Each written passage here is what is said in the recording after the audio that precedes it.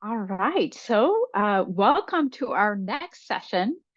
This is Self 3.0 with Ruby Thoreau. And Ruby, I see you. Let's get you promoted to panelist here so that you can share your screen.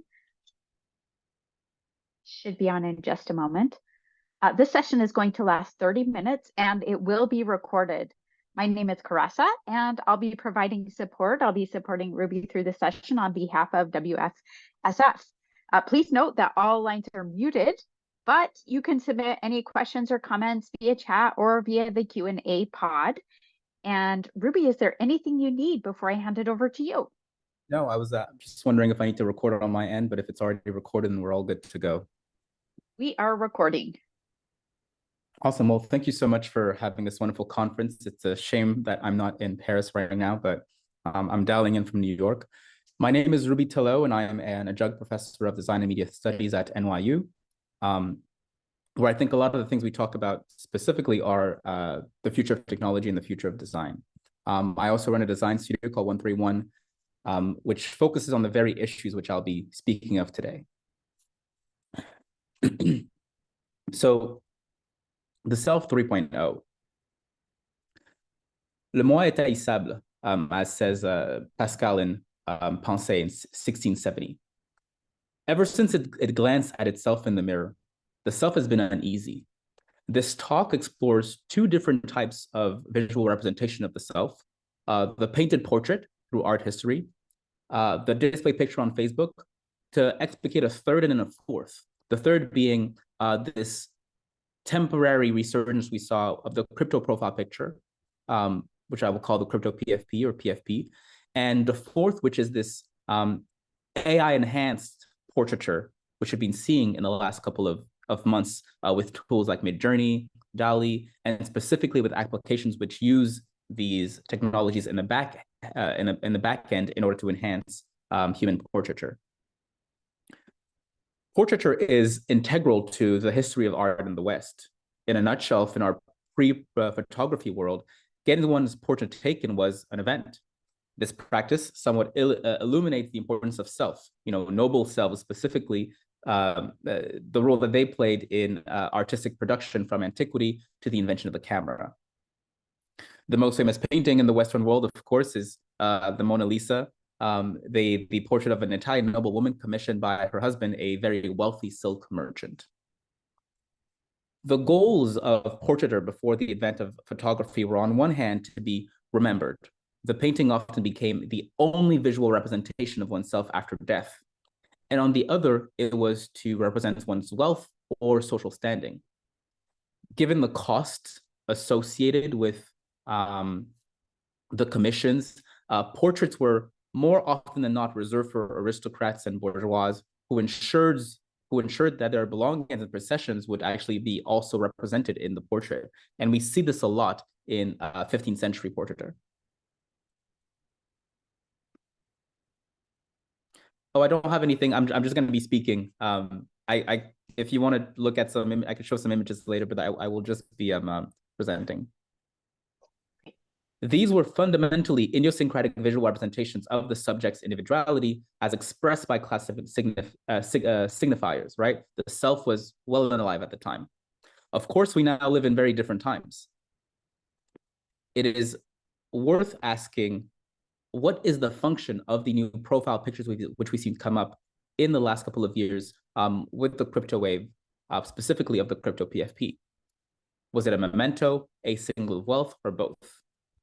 According to Jameson, up until the end of modernism, the self was enjoying its own presence, reveling in its unicity. He writes, Jameson, in Postmodernism and the Consumer Society, that the great modernists were, as we said, predicated on the invention of a personal private style as unmistakable as your fingerprint, as incomparable as your own body. He wrote this in 1982. In the same essay, he describes the death of the subject, right? One of the symptoms of this idea or of this epoch of postmodernism. What he chronicles is the shift from the bourgeois cult of individualism, which to some degree birthed the portraits which I mentioned before, into a world of gray, bureaucracies, and homogenous American life. This world, we've seen highly depicted in movies such as Being John Malkovich, Fight Club, or even Edward Scissorhands, right? This idea of the very homogeneous suburb. What Jameson deplores is the impossibility of novel creation and the tendency of postmodern culture to veer into pastiche, which he best describes as unironic satire. This cultural obsession with the retro, this nostalgic sense pushes the self into consumerist retreat. What Jameson failed to predict, and what we must now contend with, is that individuality would come back with a digital vengeance. 22 years after his essay, a website predicated on personal profiles launched in a Harvard dorm room. So the story goes. The advent of social networks engendered a resurgence of the self. The call for a display picture on Facebook enabled all users to engage in a digital portraiture, showing themselves, their clothes, and their signifiers of identity in the background. Moreover, whereas early portraiture was constrained by the labor involved in painting, thereby reducing the number of representations one could have of themselves, Facebook's rise was concurrent with the advent of digital photography, which allowed for all individuals to generate more and more portraits of themselves. One of the consequences of this new affordance was that one's representation of self became less fixed and more malleable. In Lacanian terms, with every display picture posted on Facebook, we created an ideal digital self, right? And to describe what this imago, right, is it's important to note that through digital photography, we're able to enhance, we're able to edit, we're able to pick the best angles, and there is a selection and a curation of the self, which then makes it ideal or aspirational. And this aspirational, right, ideal digital self called imago is sort of separate from the real self, which Lacan calls ego. And in that process, our reflection, right, is alienated. What we see is not exactly what we are. And this happens ad infinitum, as long as the images are being produced. There is a continuous recreation of the childhood mirror stage with every new display photo post ad nauseum. If so, then what is this ideal digital self when we choose a crypto PFP as a profile picture, right? This question is crucial to understand the motivations behind this phenomenon that we are observing. I'll take the punks as an example, but this can be extended to many other sort of more avatar-based representations of the self, essentially a character which does not share any physical characteristics with the individual it represents. Roland Barthes, the French thinker, philosopher, in Leaving the Theater, presents a very interesting hypothesis. In the movie theater, however far away I am sitting, I press my nose against the screen, against that other image repertoire with which I narcissistically identify myself.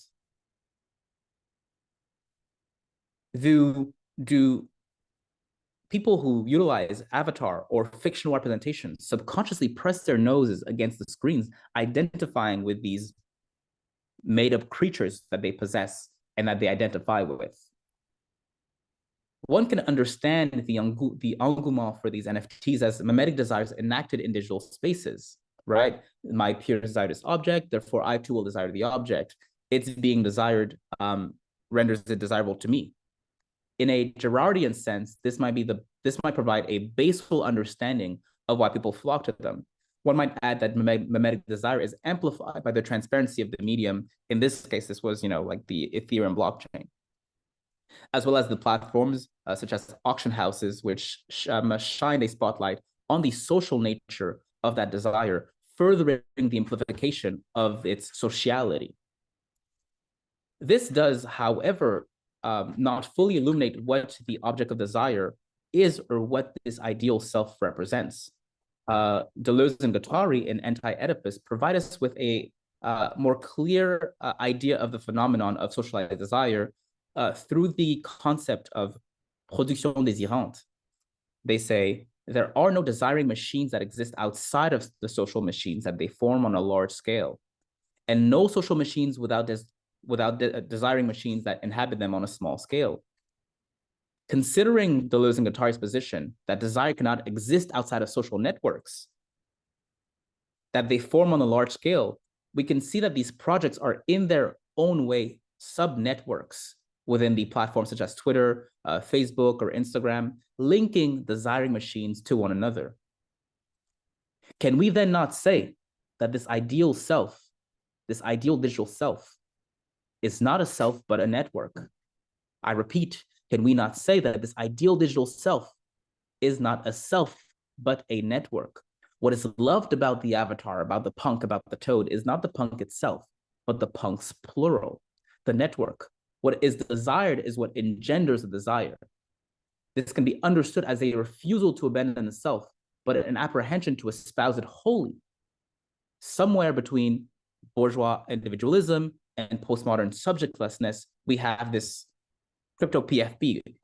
It is the obfuscation of the cult of identity that ruled the Web 2.0 platforms, such as Facebook and Instagram, in favor of the group, the collective, which some see as the social unit of Web 3.0. For instance, all 10,000 punks, as it is very customary, are unique, but their unicity is a post-industrial unicity, if you will. These are not 10,000 unique handmade images, rather they are mechanized outputs of a set of parameterized characteristics. This is unicity with a strict aesthetic and technological framework. It is a self within strict constraints. This frame is what gives it its social intersubjective value. This is what links it to others in the network, what makes it real in a sense, right? The frame is what makes it desired. This frame is the code that generated it, right? The owner of the punk who uses it as a PFP isn't signaling their individuality. They're signaling that they're part of something larger than themselves. It's a network. The unease comes from staring at the mirror alone with others. But with others, the selves feel at ease. But this motion and this trend of these crypto profile pictures has completely fallen out of favors as the markets themselves has declined. Bitcoin was at $60,000. Now it's, $20,000 or $30,000. It's completely fallen off and nobody really seems to care about it anymore. And we've seen actually a strong decrease in the use of these profile pictures, almost as if when the network is no longer worth anything, the images themselves lose value as well. And I think this highly confirms the hypothesis, which is presented in this idea of the self 3.0. Now, a new entrant has come into the world of profile portraiture, right? The world of social photography. And that is the AI enhanced image. You've probably seen them, right? You'll put a few of your images in and they will generate a set of, beautiful images of you as a child or certain costumes. This means that technology is no longer directly for a separate representation, but for self-enhancement, the amelioration of the self. We are moving closer again to the portraiture of the Renaissance, whereby AI acts as the painter, enhancing one's characteristics. And no longer is that enhancement manual as it was with the the framing or the enhancement through Photoshop of the Facebook profile picture, but a machine is generating the desire or the desired outcome of what this image should be. This is notable because it opposes the idea of representation. And we are moving away from this sort of pseudonymous realm of the avatar that we saw in the crypto realm and more towards a symbiosis of the ego, as Lacan describes it, and as what the machine deems as desirable. As we progress, the masks, the networks, and the filters which provides these ameliorations may become permanent features of our daily lives. They may become visible through enhanced technological wearables like the sunglasses that Meta just released with Ray-Ban. The change here experienced is major because it rejects the postmodern concept of the death of the subject in favor of its virulent resurgence. The self is back, and it is armed with incredible technology. Thank you very much.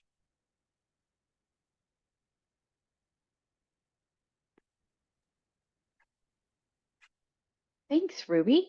It looks like we do have, oh, we don't have any questions at this time in the Q&A in the chat. Is there anybody who'd like to ask a question or make a comment?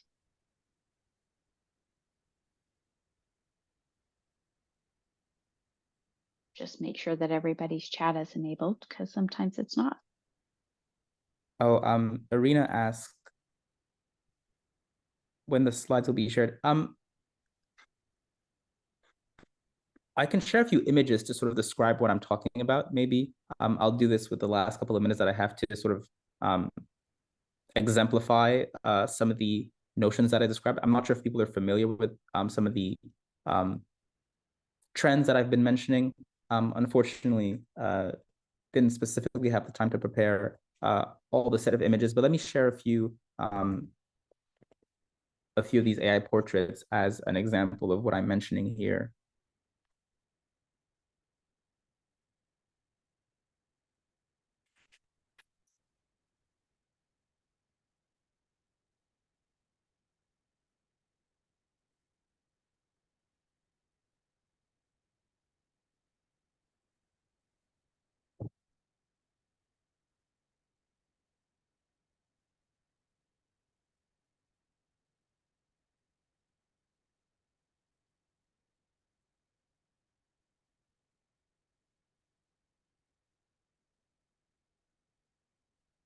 So this would be an example of some of the AI portraiture. Of course, these are slightly more animated and less realistic, but we've seen definitely a resurgence of these being used as displays of the self, knowing, well and good that these were generated by machinic non-human systems, right? And you could change out the background, and this replaces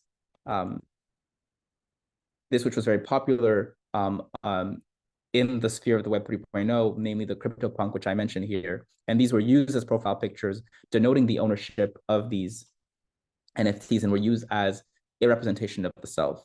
And so a big part of this is trying to understand how we go from classical Renaissance portraiture to the Facebook profile picture, which you're probably familiar with already, to the CryptoPunk, and now to this new age of self-representation through AI enhancement.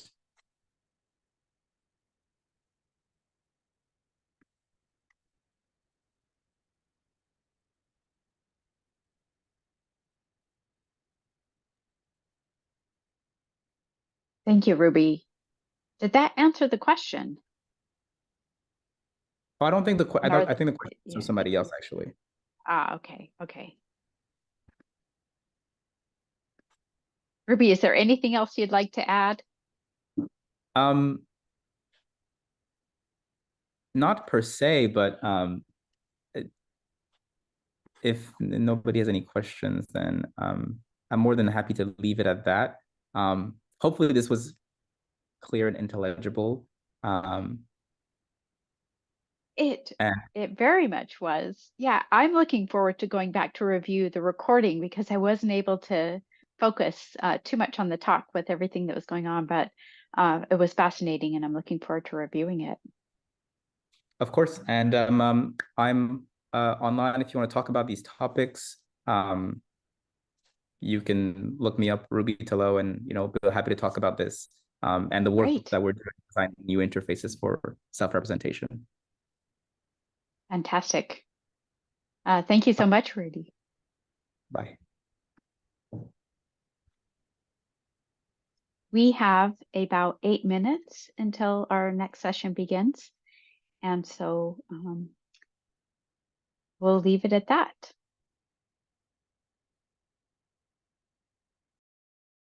Well, I was just thinking in the 8 minutes that we have, there are people on the call that didn't have any particular questions.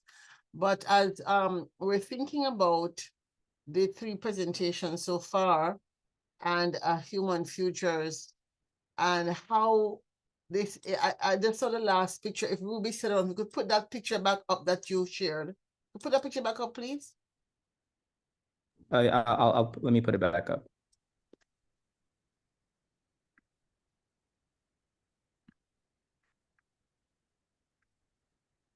I have to admit that I have been very much using quote unquote AI recently to create videos, right? I'm not sure how the back end of it works, but I want you to be a little more clarify for me as somebody who is online.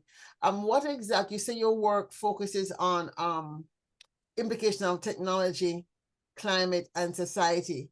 What is, if you had to pick one specific thing that drives you? I just did a storytelling on 2050, right? And we were talking, somebody mentioned robots as being one of the things that they fear. And the story we were kind of going towards was something around climate-induced war. How would you say your work in this, if you look at 2050 from now, where do you, is there a future you fear with regards to this technology? And how you think it might emerge, or is there a future you want as regards this technology and how it might emerge? That is a great question. So, fear. I am not what one would call an AI doomer. I don't really believe in the doom scenarios as described by a lot of the AI safety folks. I'm much more concerned with what people would call AI ethics, namely how these systems are deployed in the world and how they have what I would call current real-time consequences on people. Namely, we talk about portraiture right now. Portraiture is very related to identity. And one thing that few articles came out that a lot of these, for instance, tended, maybe this has been fixed, but based on a person's race or gender, would generate different kinds of photos. So for, I believe it was Asian women, they would sort of personify them and enhance them as being slightly more sexy, or like increase their eyes or whatever, things that sort of go against their own idea of the self. And I think this is quite dangerous, because if the system is trained on a series of images or a series of portraits that have a very specific definition of beauty, for instance, then the rift that causes between, I think I mentioned the imago, which is sort of this ideal digital self, and the ego, this can be exacerbated by a data set that favors specific traits, right? Because if you're enhanced to look a certain way, and that is really not the way you look, and you start to identify with that image, then this creates like this imbalance between both the representation and both the ego and the self. So that to me is a risk, but this is like happening right now, and we're seeing this with filters as well. And filters are a more lo-fi technology that does a lot of this. And so when I talk about sort of the risks, I'm worried about bias, discrimination, and how these can be deployed right now today in the world, whether it be like profiling or facial recognition. And long term, the problem is that technology has a tendency to be naturalized. And so we think of these systems as being sort of always there. And it becomes harder and harder to imagine a world without them.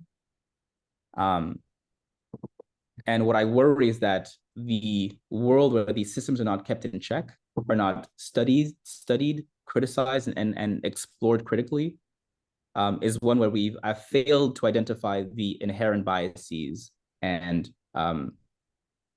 the latent discrimination that may be housed within these systems. Hopefully that answers the question. Yeah, it doesn't really answer the question, but that's okay, because you brought up something which actually took me in a different direction totally.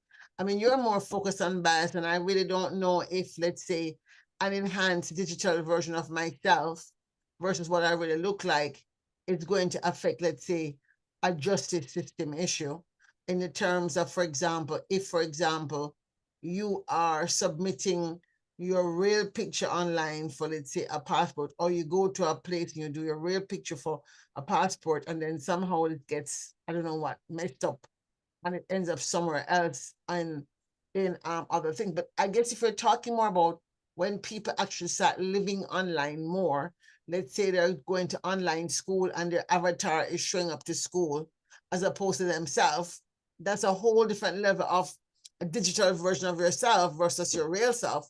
And the question then becomes, I started thinking about, well, people could possibly go mad because really, if their digital self doesn't look like their real self, then who are they really if they're living half of their life online?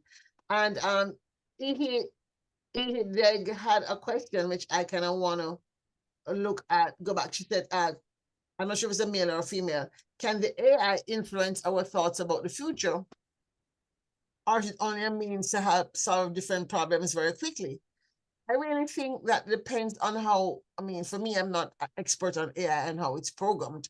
But for right now, one of the concerns that a couple of us have been thinking about is that if the AI is only educated on particular thought forms, so when you look up, let's say,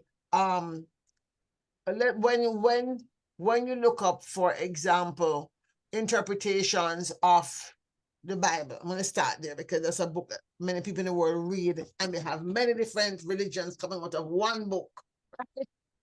So if somebody forgets to train the AI on what a particular small sect believes about a particular Bible story, that metaphysical interpretation of one particular group versus another particular group, and that particular group's perspective is never ever thought about, I think that it could definitely impact on what people think about the future, because it's going to have a very biased interpretation of the past. It's going to have a very biased interpretation of what is. So somebody using that AI to make deductions about the present and the future will be left with a whole vast body of knowledge that, because they didn't ask the Google directly, they actually just use AI to search for them, it's going to give them very different answers. So I do think we have to be careful in terms of the words. Now, obviously, Ruby's talking about more visualization and images than an artist. And to the extent that I'm more concerned about people taking your stuff and maliciously using it more so than people. I mean, have you given any thought to malicious use of photographs, or does your artwork extend to that, or not yet? Yeah, so this is actually something that I spoke about recently. The first piece is, if you look at the data sets, like the Common Crawl that are used in a lot of these data and in a lot of these large language models, for instance, I think they're about 70% English, right? And so right there, you can sort of foresee the inherent, not necessarily a bias, but there is a specific type of writing that is utilized by these systems. And if we're talking about interpretations of the Bible, I'm sure that there's lots of interpretations of the Bible written in Hebrew, in Arabic, right? In Mandarin. And these are not maybe part of the large language model because it was not scraped essentially as a part of the process. And so that has a downstream impact, because anything that is not captured by that initial data set essentially is outside of the realm of what the AI system can conjure or think about. And so if we start to naturalize this tool and include it in our decision-making process, as managers, executives, policymakers use these tools, well, their understanding of the world will be narrowed by what the AI has ingested. And so that creates an additional problem there. And so to answer your question, it's both, right? Friedrich Kittler said, of course, media defines what really is. And so if we are producing images or we're producing text through these systems, well, these become the substrate of our reality. And so this is how it influences our future, right? We sometimes dream only as far as we can see. And so if the things that we can see or read are generated by these systems, then they will have a downstream impact on that future. And of course, we can use it to solve problems quickly. But of course, if it's a simple mathematical problem, perhaps there is one way to solve it. But additionally, if it is a more complex problem and it's actually multifaceted and there are multiple ways to see it, well, one specific way will be favored. It is the way that was included in the data set.